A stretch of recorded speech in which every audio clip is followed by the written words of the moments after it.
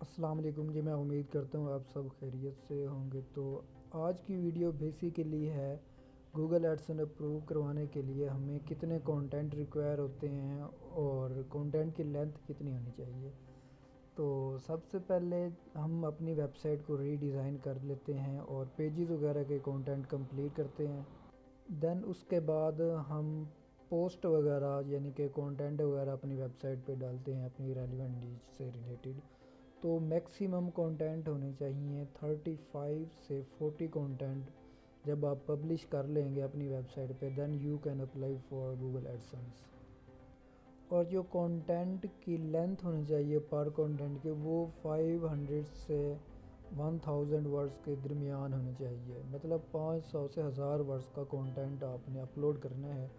اور کانٹینٹ کی جو فارمیٹ ہے وہ صحیح ہونا چاہیے، ہیڈنگز، ٹائٹل وغیرہ اور سمال پیراگراف میں ہونا چاہیے، ایزی ٹو انڈرسٹینڈ ہو، ایس ٹی فرینڈلی کانٹینٹ ہو تاکہ یوزر فرینڈلی کانٹینٹ ہو اور لوگ یوزر کسٹمر آ کے ایزی سے ریڈ کر سکیں۔ تو اس کے بعد جب یہ ریکوائرمنٹ فلفل ہو جائیں تو دین یو کین اپلائی۔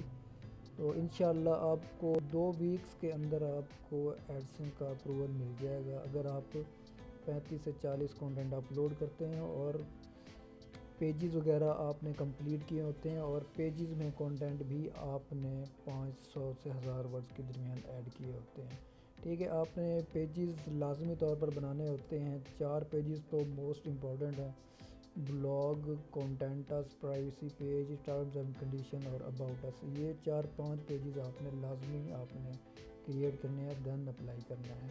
امید ہے آپ کو یہ ویڈیو پسند آئی ہوگی۔ مزید ویڈیو دیکھنے کے لیے میرا یوٹیوب چینل سبسکرائب کریں اینڈ اپنی سجیشن دیں۔ تو نیکسٹ ویڈیو میں ہم دیکھیں گے کہ ایڈسنس ہم اپلائی کرتے ہیں اور ایڈسنس کی لوگ کہتے ہیں کہ ایڈسنس سے ارننگ نہیں ہو رہی اور اس کی ایڈسنس لمٹ لگ جاتی ہے۔ ہم نیکسٹ ویڈیو میں لمٹ دیکھیں گے کہ کیوں لگتی ہے اور اس کی کیا ریزن ہوتی ہے۔ تھینک یو سو مچ، اللہ حافظ۔